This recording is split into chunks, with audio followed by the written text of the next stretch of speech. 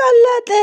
ኧረ ውሹማ አይኑን በጨው አጥቦ ኢጀሳ አሸቦዳን ንቃቴ ሰይድ መነሳን ነቁሴተኒ ሂዳዳ ሂክሲሳ ናንጀታ መሌ መነኮ ፊዳን ጀዴዩ ዳዳ ና ሂክሲሳ እታ መሌ መነኮ ና ፊዳን ጀዴራ ጭራሽ መነና ፊደንዩ ጀዴ እና ኡመሪ መቃንሳ አሚሪኒ መነ ሰይዶ ጌሰኒ ማል ጎቹudha sumayyaadha jaarsummaa dhaquqa kan Said hin dhagahamu isanni gaafatamu gaaffiinsa deebii hin qabu waan akkasii iddoo baay'ee jira bara gaaffeeti gaafatu deebii hin qabu garuu si gaafatu siin immoo gaaffii deebisiin jedhu waan itti barbaaddu immoo hin jiru waan isaan barbaadan immoo hin kennitaafi biyya lafaa kana dhachuudha kun Said bira amma gittir godhanii babbareechanii fidanii Said maalaa godhu eegeessa hin gurguramoo mucaa naa fidaa ijoollee naa fidaa amma waan isaan jedhan dhaggeeffana maafa miira keessa geedee waan isaan haasa'an sinitti malaayii godha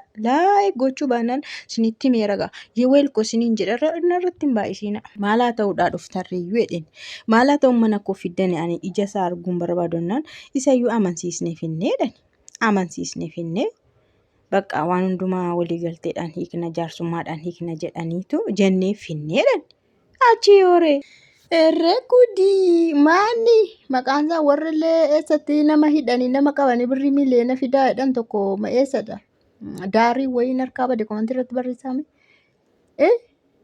ijoollee kee lubbuudhaan jireenya isaanii barbaaddee jedheen ilaali bara amiirtu jedhaan isaanu amiirtu Sayidoodhaan ijoolleen kee lubbuudhaan jiraatanii arguu yoo barbaadde jenneetu si bira dhufne.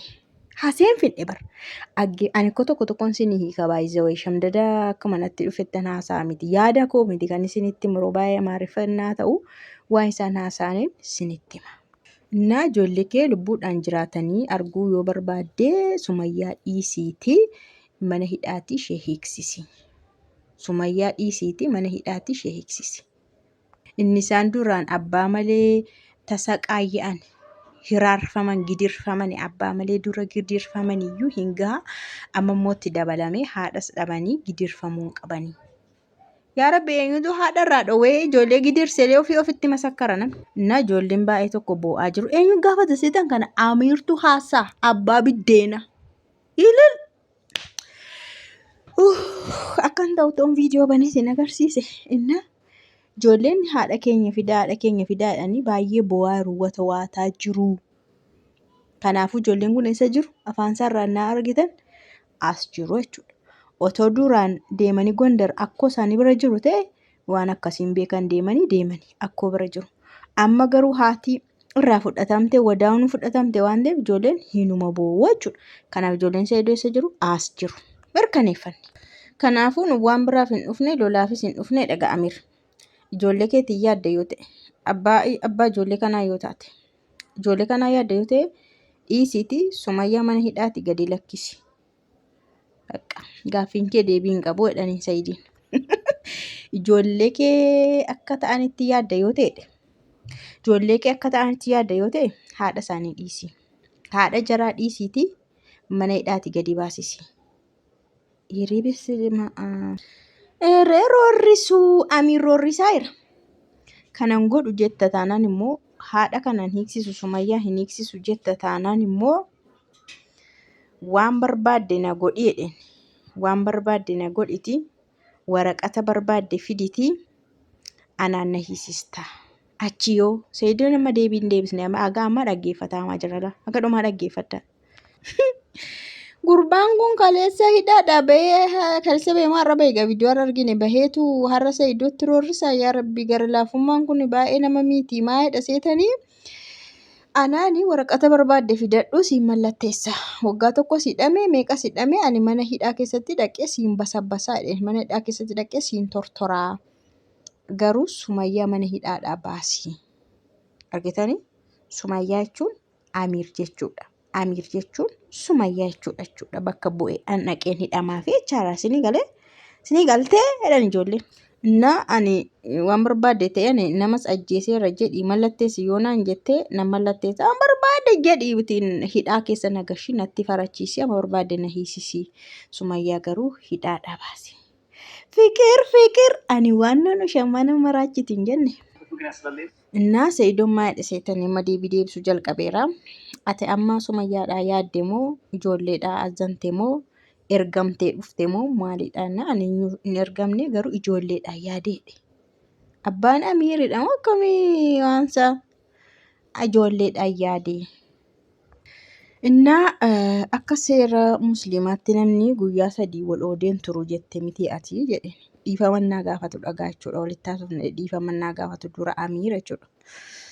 Ishedhe Sa'iidii waan hundumaa hin kabaja waan ta'eef amantaa isaas hin kabaja waan ta'eef ishedhe dhiifama godheefi erga akkas ta'e dubartiin nikaa qabdu akkamitti bira dhaqxe ati jedheen akkamitti jala deddeemte ati jedheen shari'aanis hin eeyyamu kanaa jedheen amantaa musliimaas hin eeyyamu jedheen.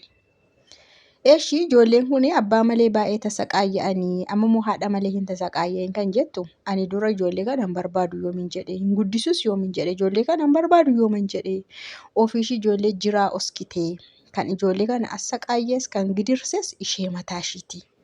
Maan irratti fuute jettee fuudhas immoo kan eeyyamu shari'aan hin eeyyama. Ani waan amantaadhaa alallee hin baane waan haaraallee hin uumne ijoollee kanallee kan gidirse ishee mataa ishiitidha. Kanaafuu an Sumayyaa hiisisuudhaaf jedhee miti Sumayyaa daqiiqaa tokko iyyuu akka isheen hidhamtu ani hin barbaadu. Simmoo eenyutu bakka Sumayyaa si buuse hidhamuu hiikamuu keessaa gahee maalii qabda ati? Ani kanan barbaade sababa ijoolleetti. Ammas waa'ee ijoolleefi malee ani Sumayyaarraa rakkoon qabaadhee miti ishee hidhuu barbaadee miti ishee miidhus barbaadee miti.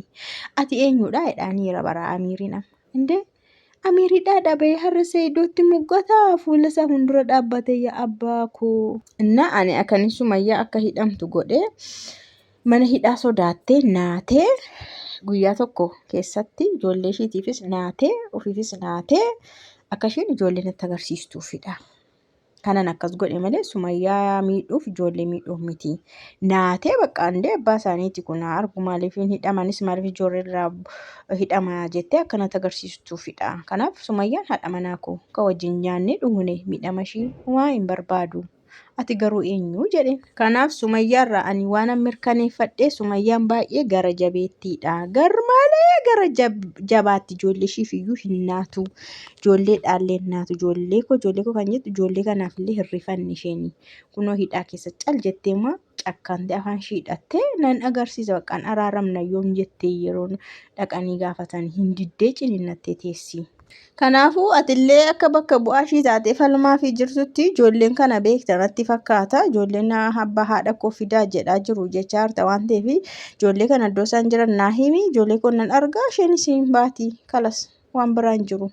Innaa jedhan egaa isheen waan miidhamteefidha kan akkas goote ijoollees jalaa oskite waan miidhamteefidha. Kanaafuu kanammoo gochuu kan dandeenyu Sumayyaan hidhaadhaa erga baatee booda. Sumayyaan erga hidhaadhaa baatee booda ijoollee agarsiisus waan kanatti gallaa jechaa jirugaa dhumarratti maal haasa'u laata? Innaa maa jedhanii dura Sumayyaan erga dhuftee araarri bu'ee booda araara buustanii gaatanii achi booda ijoollee haala sitti agarsiisuu maluuni sitti agarsiisti malee otoo isheen hidhaa keessa jirtu wanti ilaalamu wanti argamus ijoolleen hin jirtu jechaa jirugaa warri kun.